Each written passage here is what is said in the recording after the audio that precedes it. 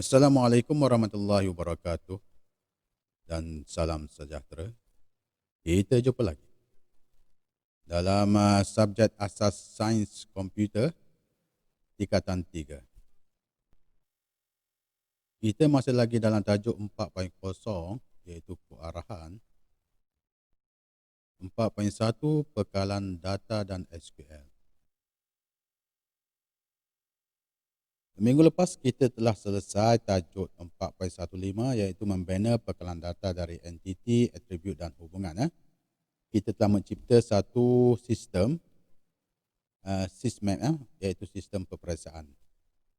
Jadi hari ini kita akan sambung lagi 4.16 menghasilkan borang dan memasukkan data melalui borang ataupun disebut sebagai form.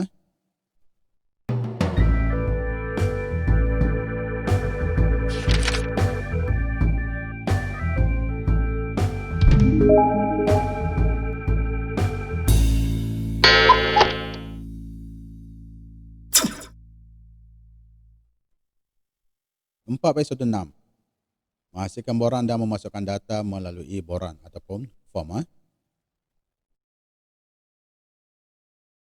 Jadi borang ataupun form ini dalam Microsoft Access dia boleh digunakan untuk menyusun dan menguruskan rekod-rekod dalam pekalan data dengan lebih efisien. Jadi sebelum ni kamu memasukkan data dengan menggunakan table. Jadi hari ini kita akan mencipta form untuk kita memasukkan data melalui form. Jadi penggunaan borang ataupun form ini membolehkan pengguna memasukkan dan mengubah suai data dengan lebih mudah kerana borang berfungsi sebagai antaramuka yang interaktif. Maksudnya kita memasukkan data itu melalui pintu hadapan. Jadi sebelum ni kamu menggunakan table, memasukkan data itu dikatakan melalui pintu belakang. Begitu. Okey, seterusnya borang yang dihasilkan digunakan untuk memasukkan, kita boleh memasukkan data dan juga kita boleh mengedit ataupun kita nak memaparkan data dan rekod dalam jadual hubungan sesuatu entiti.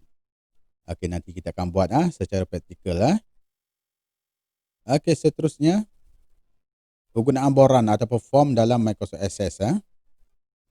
Jadi dalam form itu ataupun dalam borang dia ada simbol.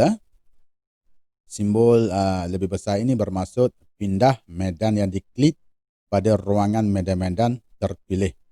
Maksudnya dalam entiti, sesuatu entiti itu dia ada atribut. Jadi kita menggunakan simbol ini untuk kita pilih atribut mana yang kita nak. Okey.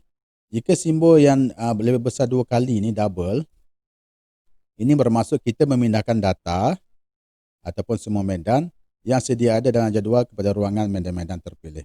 Maksudnya kita pindah semua sekali. Okey, kita pindah semua sekali. Okey, simbol lebih kecil ini bermaksud pindah balik medan yang diklik kepada ruangan medan-medan yang telah sedia ada. Kita pilih beberapa atribut yang mana kita tak nak. Dan simbol double lebih kecil ini bermaksud kita pindah semua sekali ke tempat yang asal dalam entiti. Maksudnya atribut itu kita pindah semua sekali. Okey, ini maksud simbol. Nanti kamu akan jumpa semasa kamu mencipta form nanti. Okey, seterusnya jenis susun atur.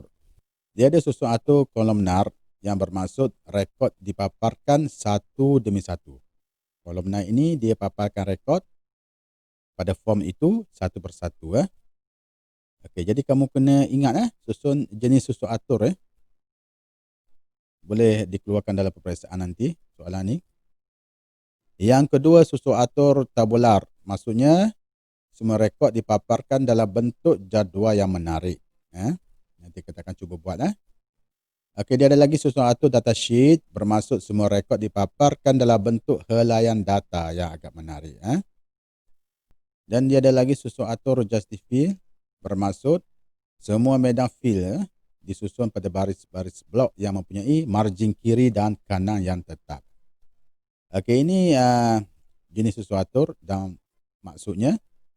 Okey, seterusnya butang. Nanti kamu akan jumpa butang-butang pada rekod yang telah kamu paparkan nanti. Okey, butang begini lebih besar ini dan dia ada tanda baris depan tu, bermaksud alih kepada rekod yang pertama. Kita nak beralih kepada rekod yang pertama. Okey, yang ni bermaksud kita alih pada rekod yang sebelumnya. Okey, yang ni bermaksud lebih kecil ini bermaksud alih kepada rekod yang berikutnya, dan yang lebih kecil ada tanda garis ini bermaksud alih kepada rekod yang terakhir.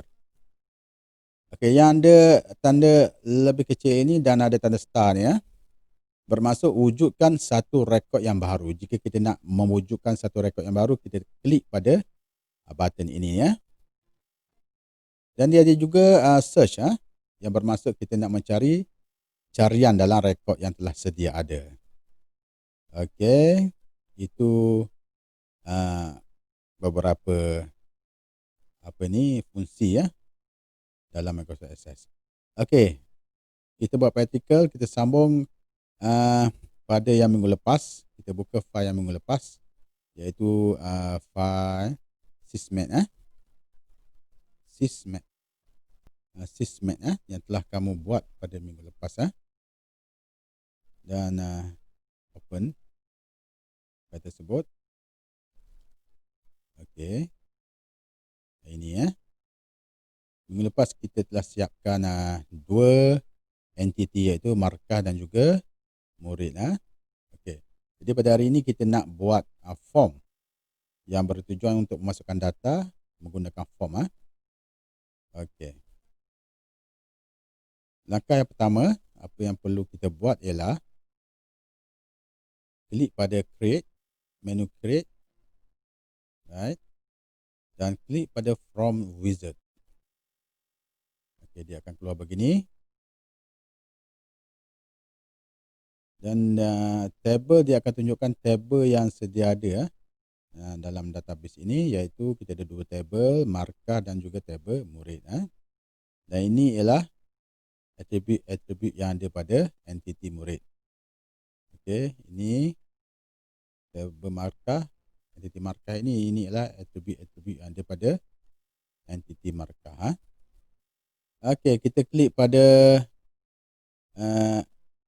table murid. Okey, kita gunakan simbol yang dua ini. Okey, yang lebih besar ni kita pindahkan semua entiti. Kita pindahkan semua atribut kepada field yang baru pada paparan form. Kita klik. Okey, dia akan pindahkan semua. Dan klik butang next.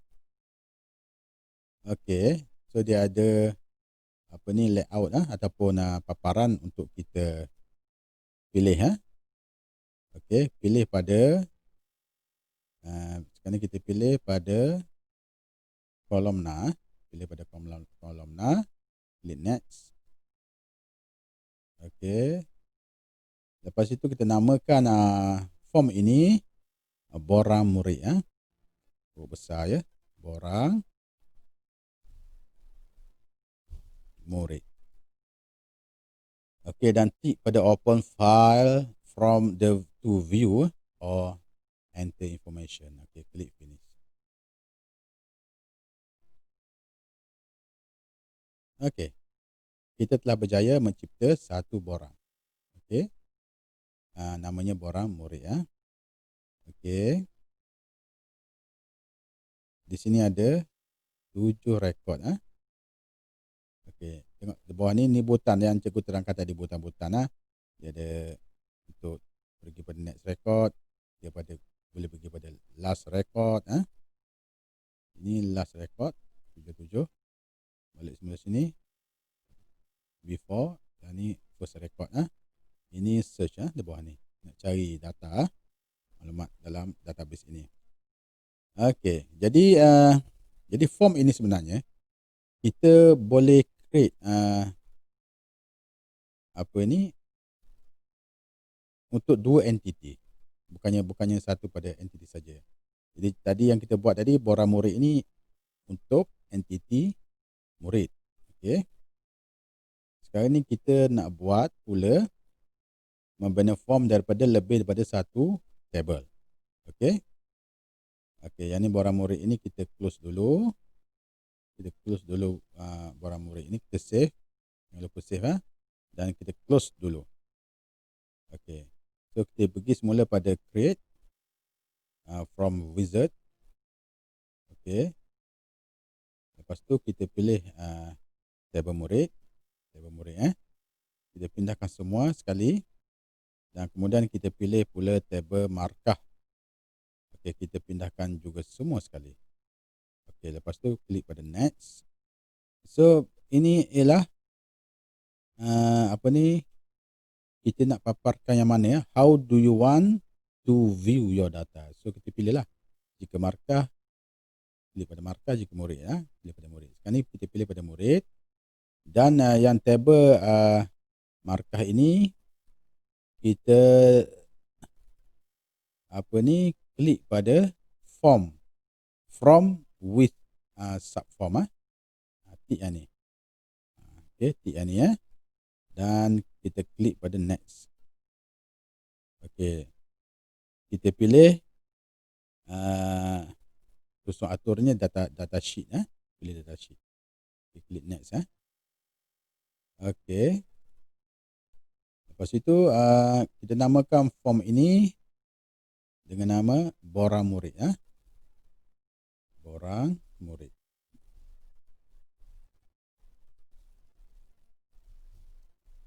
Borang murid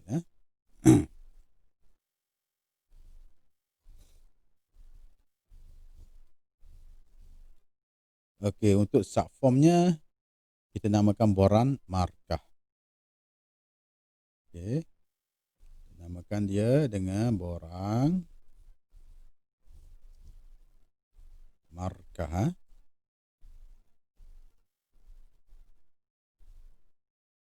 Okey. Okey, untuk short form kita letaklah tanda kurungan di sini Okey. Okey, right. Lepas tu tick pada open the file. Lepas tu tick pada open the form to view or enter information. Klik finish. Okey, dah selesai. Jadi borang murid dan borang markah tadi borang markah sebagai subform itu kita telah berjaya hasilkan. Perhatikan borang ini dia memudahkan kita untuk memasukkan data untuk dua jadual tanpa kita perlu masukkan ID murid iaitu pepunci primer saya berulang Maksudnya untuk ID murid ni, ID yang atas ni ialah table daripada murid, yang bawah ni ialah table daripada markah. Jadi untuk ID murid nanti dia akan secara automatik masukkan sebab kita telah jadikan dia sebagai one to many Okey, seterusnya fungsi-fungsi bawah ni juga sama tadi yang cikgu telah terangkan. Okey. Yang ni ada satu. Dia ada satu yang ni. Yang ada new record Jika kita nak masukkan record, kita klik pada bawah ni Okey, seterusnya kita akan masukkan record yang baru Rekod yang sedia ada ialah 7 rekod. Jadi tulis bawah ni 7 rekod Okey, klik pada new record. Okey. So dia akan jadi 8 of 8 8 rekod yang ke-8. Okey, kita masukkan ID murid yang ke-8. Okey. Masukkan TT 108. 08 Okey, namanya masukkan Abdullah. Okey, nama murid ialah masuk Ramasami. Anak lelaki Raju. Okey. Jantina lelaki. Kaum masukkan India. Nama kelas masukkan 3 Ar-Razi ya. Okey. Guru kelasnya masukkan Mazura binti Musa.